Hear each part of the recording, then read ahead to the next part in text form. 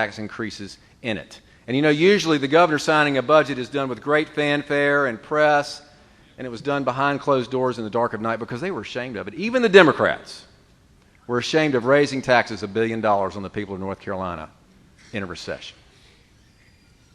Then she proclaimed herself to be the jobs governor. I know you got a kick out of that. I am and will continue to be the jobs governor. There's only one problem with that. The month before she took office, unemployment in North Carolina was 8.1%. And now it's 11.2%. That's a 30% increase. What it translates into is 140,000 North Carolinians who had a job when Bev Perdue became governor who no longer do. She apparently doesn't understand the correlation between raising taxes and job loss. It gets worse. Many of you remember the tragic death of Eve Carson, who was the UNC student body president, beautiful and talented young lady, murdered by a couple of thugs. Her death, while tragic, was made even more tragic in the fact that it was so preventable because they should have been in jail, but their probation and parole officer wasn't paying any attention to them because they were overloaded with cases. So these two marauders were just traveling around loose and murdered Eve Carson. When Beverly Perdue came into office, her first appointment was Alvin Keller to be Secretary of Department of Corrections, and he said his number one priority was to hire more probation and parole officers. At the time, there were 101 vacancies. How many do you think there are now? 150. And they say, well, we can't hire more people because we can't pay them enough money. In a state with 11.2% unemployment, you can't find enough money to fund your number one priority to put people to work, to make sure that people don't get killed by people who should be in jail? That's not corruption, Pat. That's just incompetence. Then, the night she was elected, she said, I'm going to have the most ethical administration in North Carolina history. And if any of my appointees even has a whiff of impropriety, they will be gone. Let me tell you how low the bar is now.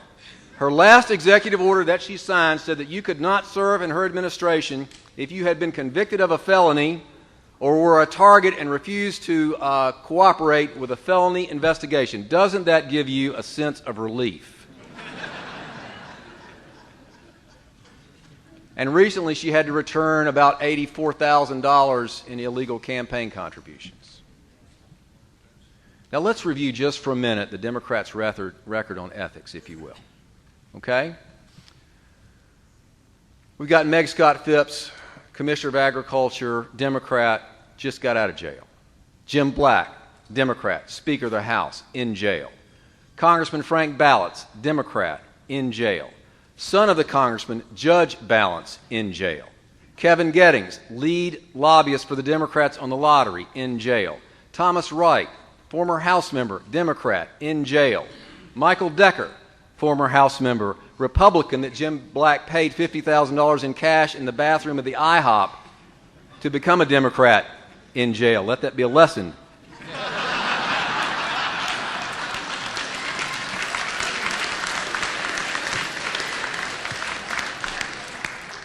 Rough and Pool Governor Easley's top aide been indicted 57 times. He pled to one count of tax evasion, and everybody knows what's coming next, don't we? Mike Easley's got one foot on the banana peel and the other in a penitentiary somewhere.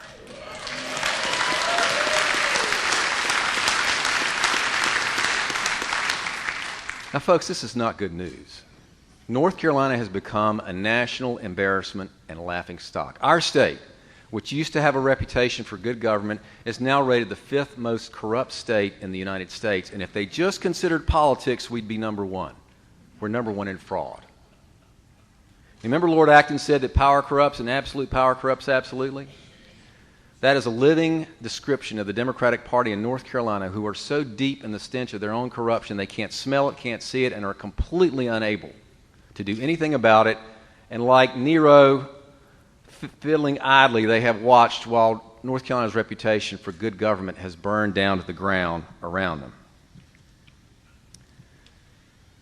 There's only one group of people who could do something about this, and they're sitting in this room today. We are the only people who can change the direction of the state.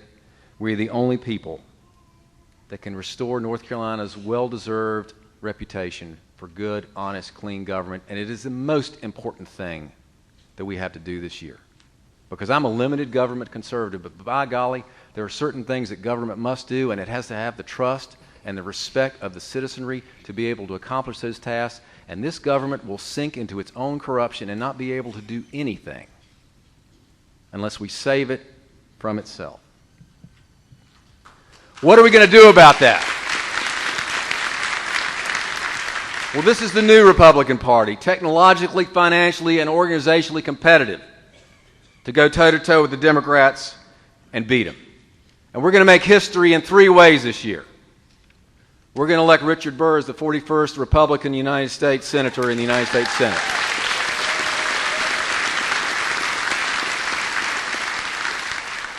And as Byron Nelson aptly and correctly answered the question earlier today, the last United States Senator in the seat that Richard Burr now holds who successfully won re-election was Sam Ervin in 1968. So don't forget that. We're swimming uphill against the tide of history in re-electing Richard Burr to the Senate. And let me tell you something. Richard Burr is a national treasure. He's not just the leader of the Republican Party in North Carolina. This is a man who's making a national impact with he and Tom Coburn's alternative health care bill. He's the 41st vote to stop the unions and card check. He's the 41st vote to stop cap and trade. He's the 41st vote to stop the Obama administration's attempt to foist European-style socialism on the American people. Secondly, we're going to make history for the first time in 112 years by electing a majority in both houses of the General Assembly.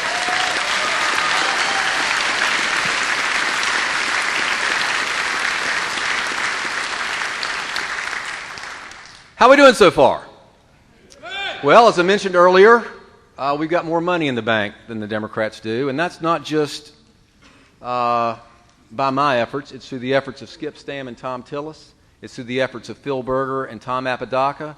But in our combined accounts, state and federal, Republican Party federal account, state account, what's in the House Majority Fund, what's in the Senate Majority Fund, is more money cumulative than the Democrats have at their disposal. And that's partly because we've become more competitive in fundraising, but it's also because, in good old Republican fashion, we're spending less money than they are.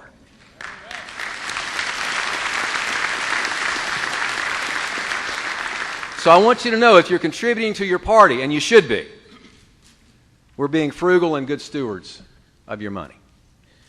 Because it's not what you make, it's what you save, right? For the first time in history, we filed at least one Republican in all 50 Senate districts.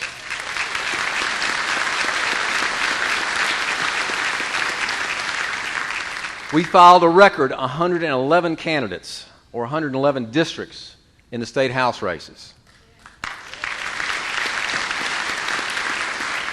For the first time in history, Republicans are leading the generic ballot and survey test throughout North Carolina. That's never, ever, ever happened before. And Gallup nationally measured the Republican generic ballot advantage for Congress at 6 points, which is the widest margin for Republicans Gallup has ever measured in all the times they've been polling. Now, at the end of filing, we're up 11-0 in the Senate, because they failed to file any opposition against 11 of our Republican incumbents, which means that we only need to win 15 of the remaining 39 races, and they need to win 26 to get a majority. It's even better in the House. We're up 29-9. We need to win 32 seats to get a majority. They need to win 52. I like our odds.